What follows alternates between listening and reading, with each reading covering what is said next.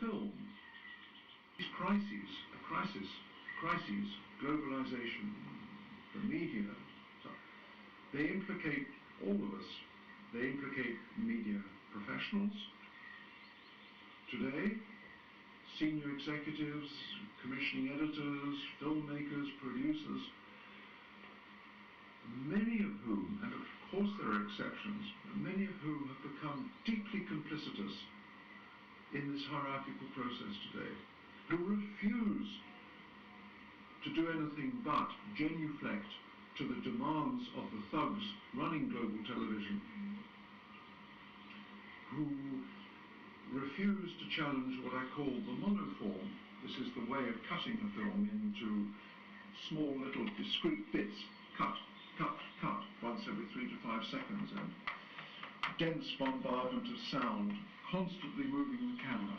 You know this as well as I, but it's important to recognize this as an organized language form. It has nothing to do with the complex, fluid possibilities of the cinema or of television, either as forms of creation, of artistic expression, or of communication.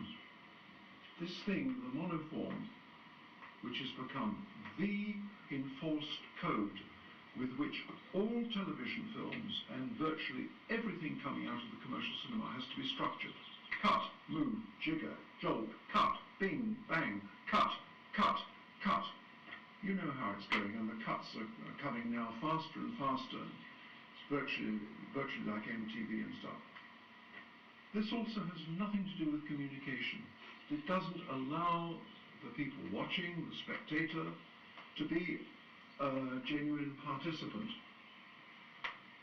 You're dragged along the monolinear narrative structure by this rapidly changing manipulative grid structure, the monoform, which is done deliberately because it means that we do not have time to think or to in any democratic way to enter the process, to challenge, to ask questions. This is done today deliberately. I think, as one of my friends here today pointed out, Lenin, this picture you may have seen, one of the images here pointed out that the most important art form, or the most important art, is the art of the cinema.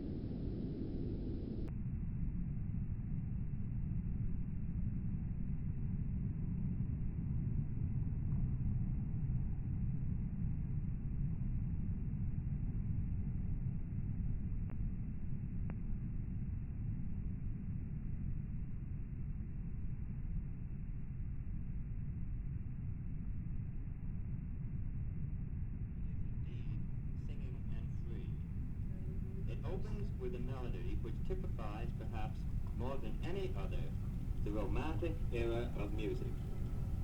It is announced by the mellow but penetrating French horn.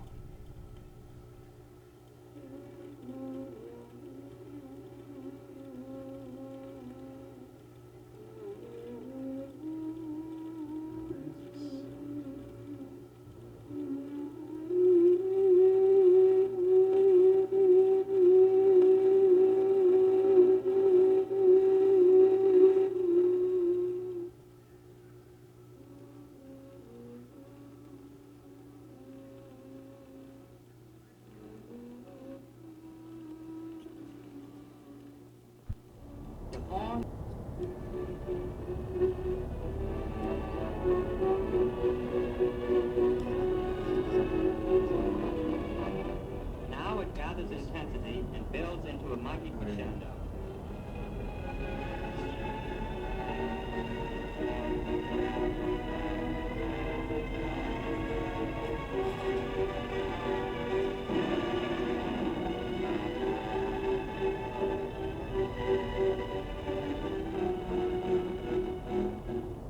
The middle section of the movement is built upon a third lovely melody, which is first announced by the clarinet.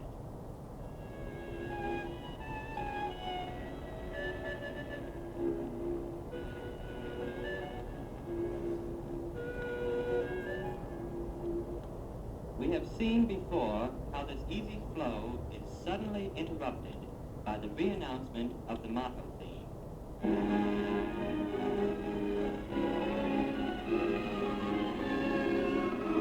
Here it is.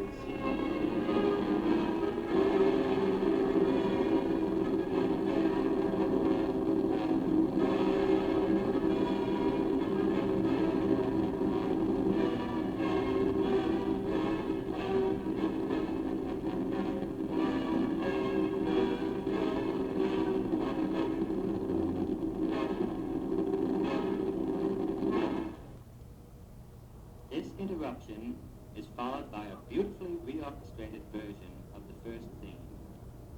How rich it sounds as it is played by the violins instead of the French horn.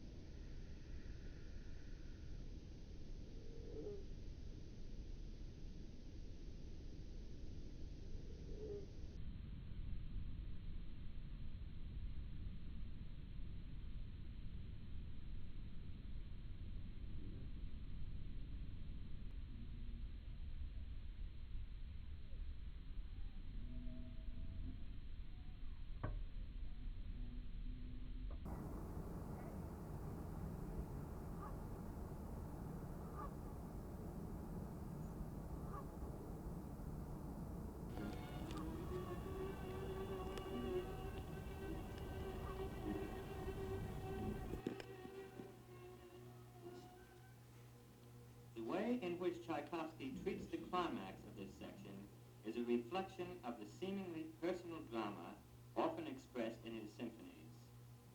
Instead of resolving the melody as he did in the similar place in the first part of the movement, he now dramatically severs the resolution.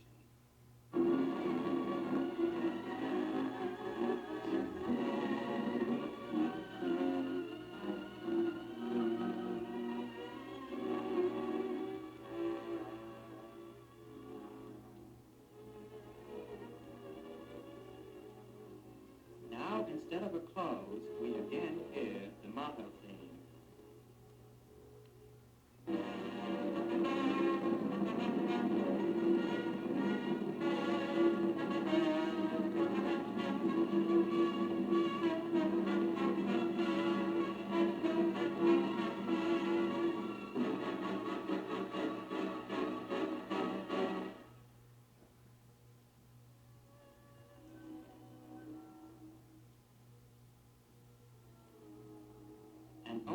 after that impassioned outburst is the melody Resolve.